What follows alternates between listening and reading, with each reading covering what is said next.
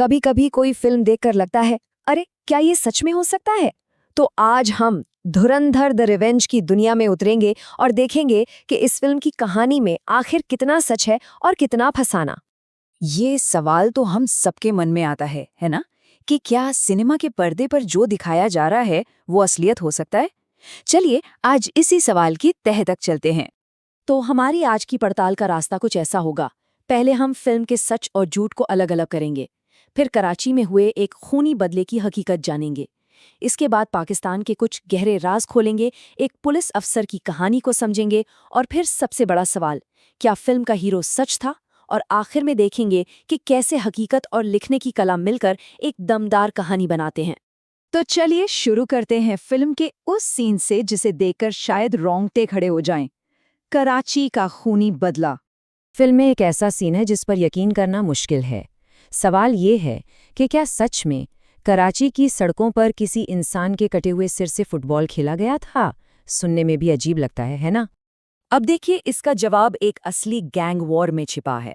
ये कहानी शुरू हुई 2003 में, जब अरशद पप्पू नाम के गैंगस्टर ने उज़ैर बलूच के पिता को मार डाला।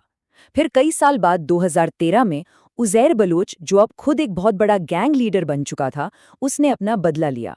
उसने न सिर्फ पप्पू को मारा, बल्कि जो किया वही फिल्म का सबसे भयानक सच है। उसने सरेआम सबके सामने पप्पू के सिर से फुटबॉल खेला। तो उस सवाल का चौंकाने वाला जवाब है हाँ, ये घटना 100% बिल्कुल सच्ची है। फिल्म ने इसमें कुछ भी नहीं जोड़ा। ये असल में ठीक ऐसे ही हुआ था। चलिए अब कराची की गलियों के जुर्म से आगे बढ़ते हैं और उन राजों की बात करते हैं जिनका कनेक्शन सीधा पाकिस्तान की सरकार से है। फिल्म एक और बहुत बड़ा दावा करती है, वो ये कि दाऊद इब्राहिम असल में पाकिस्तान में रहता है। क्या इसमें कोई सच्चाई है? इसका जवाब समझने के लिए हमें पहले इस संस्था को जानना होगा, FATF। आसान भाषा में कहें तो ये दुनिया की एक वॉचडॉग है, एक तरह की ग्लोबल पुलिस, जो आतंकवादियों को मिलने वाले पैसे और मनी लॉन्ड्रिंग पर नजर रखती है। हुआ ये कि FATF ने पाकिस्तान पर बहुत ज़बरदस्त दबाव बनाया, धमकी दी कि अगर आतंकवादियों को पनाह देना बंद नहीं किया तो उसे ब्लैकलिस्ट कर दिया जाएगा। अब दुनिया भर के बैन से बचने के लिए पाकिस्तान को मजबूरी में एक सच कबूल करना पड़ा। उसने एक ऑफिशियल डॉक्यूमेंट में दाऊद इब्राहिम का पता लिख कर दे दिया, व्हाइट हाउस, 13 क्लिफ्टन, कराची। जी हाँ, ये कोई सुनी सुनाई बात नहीं, बल्कि एक सरकारी कबूलनामा है। फिल्म में एक और सच दिखाया गया है जो दिल दहला देता है। IC-814 प्लेन हाईजैक करने वाले एक आतंकवादी ज़हूर मिस्त्री ने ये घिनौनी बात कही थी, हिंदू बड़ी ही डरपोक कौम है। लेकिन कहते हैं ना, वक्त का पहिया घूमता जरूर है।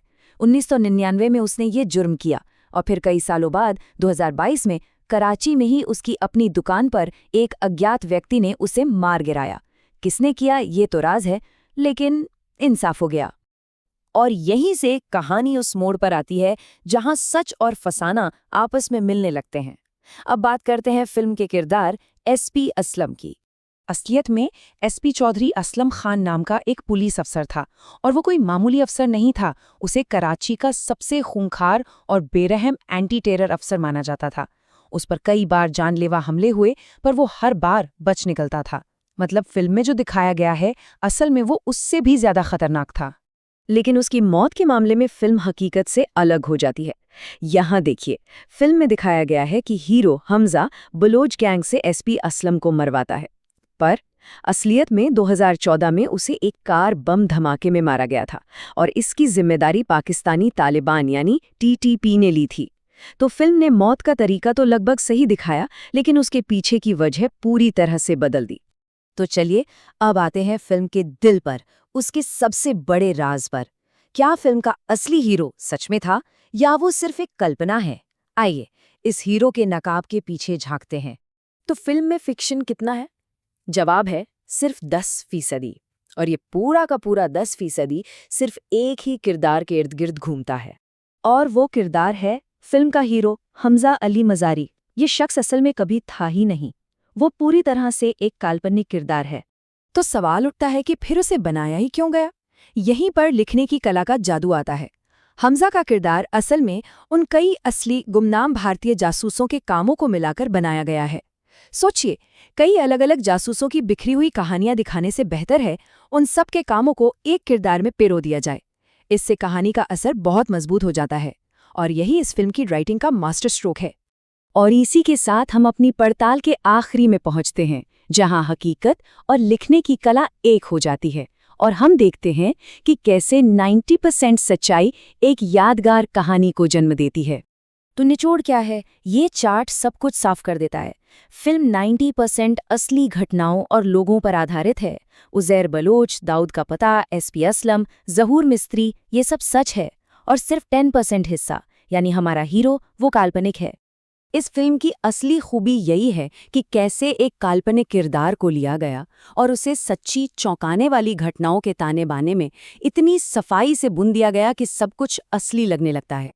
और ये हमें एक आखिरी और सबसे ज़रूरी सवाल पर लाकर छोड़ देता है कि अगर हमजा एक कल्पना है, तो फिर असली हीरो कौन है? शायद वो अनगिनत गुमनाम चेहरे जिनके बारे में हम और आप कभी जान नहीं पाएंगे। सोचने वाली बात है ना?